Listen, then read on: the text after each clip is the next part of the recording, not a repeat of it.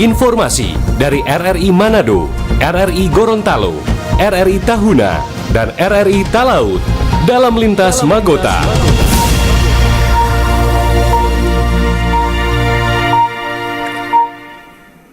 Pukul 17 waktu Indonesia Tengah, Radio Republik Indonesia dengan berita Magota, Manado, Gorontalo, Tahuna, dan Talaut untuk hari ini Rabu 17 Juni 2026.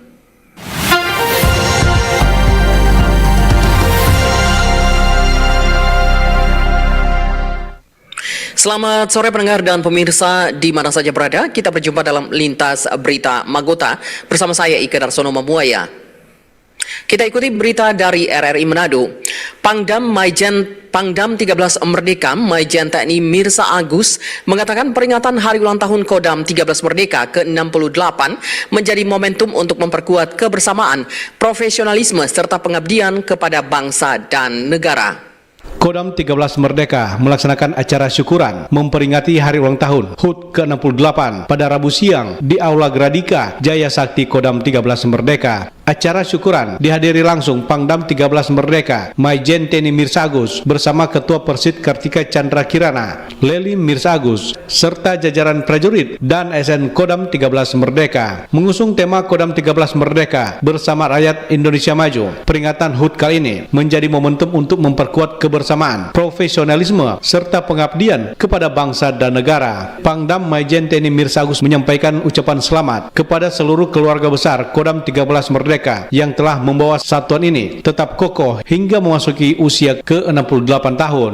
Pangdam berharap berbagai kegiatan yang digelar Kodam 13 Merdeka yang didukung penuh Presiden Republik Indonesia dan Kepala Staf Angkatan Darat dapat bermanfaat bagi kesejahteraan masyarakat di Sulawesi Utara dan Gorontalo.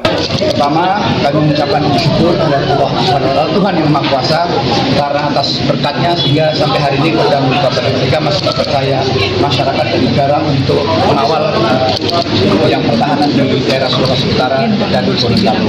Yang kedua, kami mengucapkan terima kasih kepada pimpinan kami mulai dari Bapak Presiden, Bapak Panglima TNI dan Bapak Kepala Staf Angkatan Darat atas kepercayaannya sehingga program-program membantu masyarakat di sekitar wilayah kami sangat dibantu dengan banyak program seperti jembatan, kemudian kegiatan Dondano, kegiatan di Talaut, Pesangi dan lain sebagainya, termasuk pembinaan prajurit yang terbentuk 4 batalion unit TP di wilayah Gorontalo dan Sulawesi Utara. Perayaan HUT ke-68 Kodam 13 Merdeka berlangsung dengan penuh keakraban, diwarnai dengan pemotongan nasi tumpeng serta pemberian penghargaan kepada prajurit berprestasi. Suasana kemeriahan HUT Kodam makin terasa saat Pangdam dan Ketua Persid ikut membawakan sejumlah lagu. Demikian Bobi Sambeka melaporkan.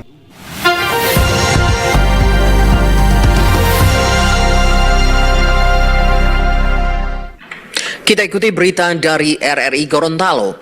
Akses layanan darah di Provinsi Gorontalo terus didorong agar lebih mudah dan cepat bagi masyarakat Gorontalo. Pelayanan darah yang cepat, mudah, dan tanpa hambatan administrasi menjadi kebutuhan penting bagi masyarakat yang membutuhkan transfusi darah. Akses layanan darah yang lancar menjadi bagian penting dalam mendukung pelayanan kesehatan. PMI juga berupaya memastikan pelayanan darah dapat menjangkau seluruh masyarakat yang membutuhkan. Ketua Bidang Donor Darah PMI Provinsi Gorontalo, Leisyawati Ali, menyampaikan bahwa PMI melayani kebutuhan darah tanpa mengenal batas wilayah. UTD Kota Gorontalo itu bekerja sama dengan 11 rumah sakit. Kemudian bagaimana ketika pasien di rumah sakit Bunda misalkan membutuhkan darah, kenapa harus pendonor yang ke sana? Memang ini sebenarnya ranah administrasi. Yang pada hakikatnya yang ingin saya tegaskan adalah PMI itu tidak punya wilayah. Mereka itu seluruh mencakup seluruh wilayah Indonesia. Orang butuh darah dimanapun itu harus dilayani karena keselamatan itu yang paling utama. Akan tetapi ada beberapa kaitan dengan administrasi karena yang perlu kami jelaskan bahwa sebenarnya darah ini gratis tetapi kantong darah ini tetap dibeli gitu. Jadi satu kantong darah itu punya nilai. Darah itu bukan hanya diambil kemudian disalurkan tetapi darah ini diperiksa kemudian dan lain sebagainya. Meski demikian masih terdapat kendala administratif yang dirasakan masyarakat saat mengakses layanan darah di beberapa rumah sakit Gorontalo. Ketua Komunitas Kodrat Haris Malik menyampaikan harapannya agar kerjasama antar rumah sakit dan UTD PMI Gorontalo dapat diperluas untuk mempermudah pelayanan darah bagi pasien. Terkait dengan birokrasi. Saya berharap semua rumah sakit bisa bekerja sama dengan UTD provinsi supaya pesan birokrasi berbelit-belit itu tidak akan terjadi. Ini saya sampaikan menjadi kendala di beberapa rumah sakit yang tidak kerjasama dengan UTD PMI, sehingga permintaan darah, karena dari UTD kota minta selain formulir permintaan darah juga diminta surat rekomendasi. Kerjasama yang lebih luas antar rumah sakit dan UTD PMI Gorontalo diharapkan dapat mempermudah akses layanan darah bagi masyarakat. Selain itu, penyederhanaan birokrasi dinilai penting untuk mempercepat penanganan pasien yang membutuhkan darah. Dari Gorontalo, Raihan Datau, Pro 1 RRI terus mengudara untuk Indonesia. Lintas Magota, Manado, Gorontalo, Tahuna, dan Talaut.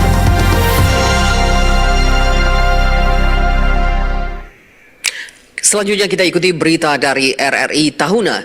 Sistem penerimaan murid baru tahun 2026 mengutamakan domisili. Penerimaan murid baru tahun ajaran 2026-2027 diatur dengan Permendikdasmen nomor 3 tahun 2025 tentang sistem penerimaan murid baru.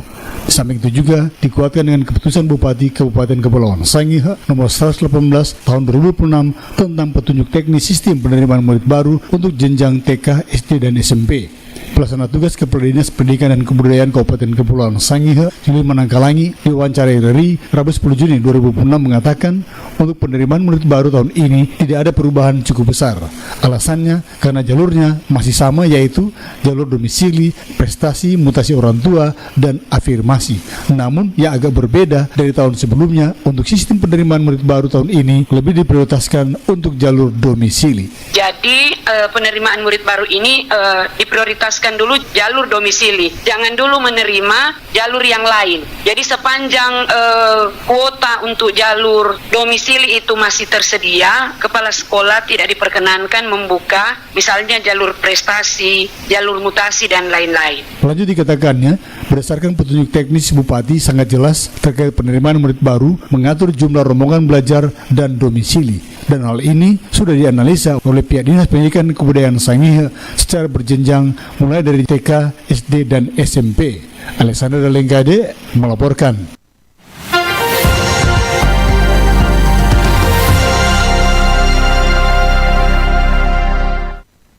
Kita ikuti berita dari RRI Talaut.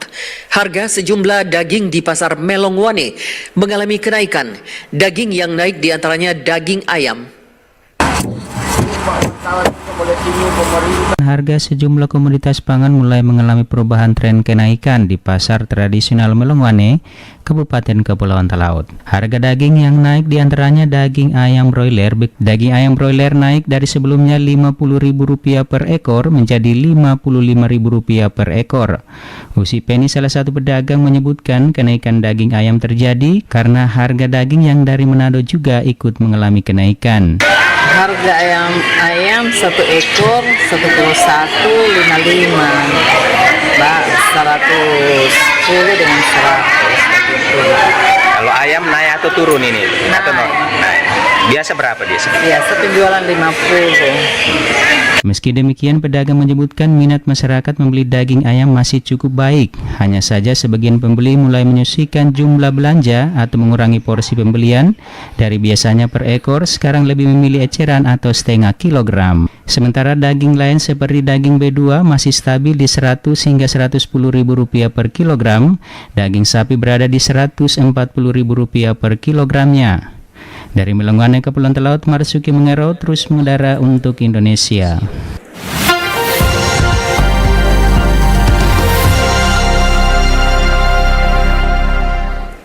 Pendengar dan pemirsa Radio Republik Indonesia di mana saja berada, sekian Lintas Berita Magota Manado, Gorontalo, Tahuna, dan Talaut untuk hari ini Rabu 17 Juni 2026. Saya Ike Darsono Memuaya mewakili pimpinan dan seluruh kerabat kerja yang bertugas di sore hari ini menyampaikan terima kasih dan selamat sore.